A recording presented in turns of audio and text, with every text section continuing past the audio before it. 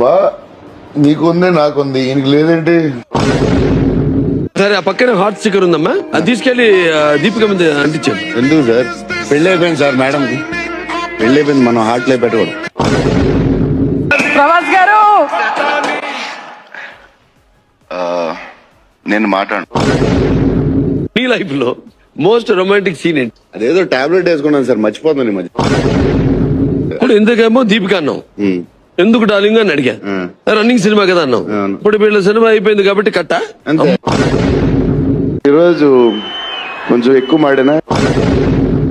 ప్రభాస్ గారిని పెళ్లి చేసుకోవాలి అంటే మాకు ఉండాల్సిన క్వాలిటీ ఏమిటి? అదే తెలియక ఇంకా పెళ్లి చేసుకోలేదు.